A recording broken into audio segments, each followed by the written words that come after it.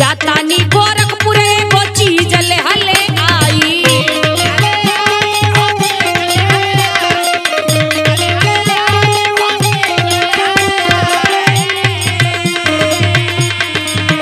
गर्मी में मैं कसी पहनानी राजा जी, गर्मी में मैं कसी पहनानी राजा जी, गेहूं बेचे एगो कूलर ले आनी राजा जी।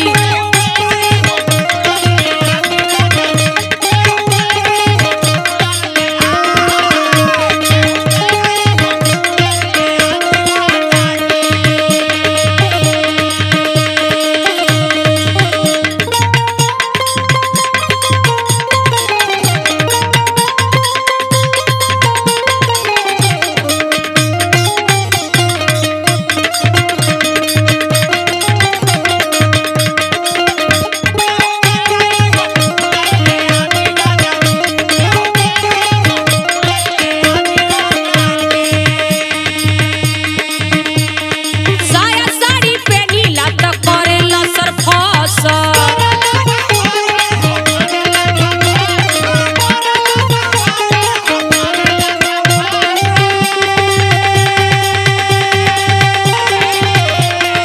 जब से ही बढ़ल बा गरमिया के असर।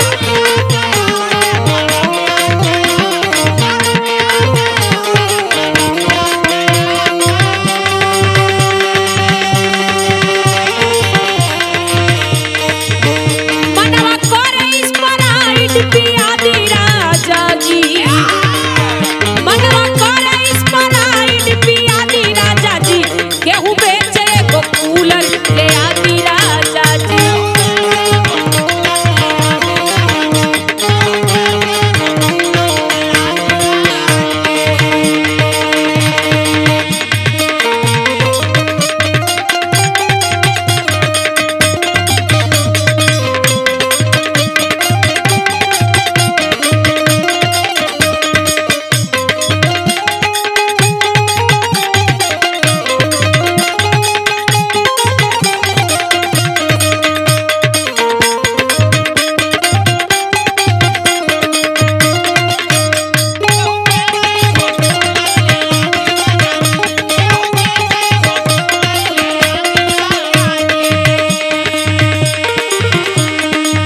एहो बलम आइल गर्मी के महीना,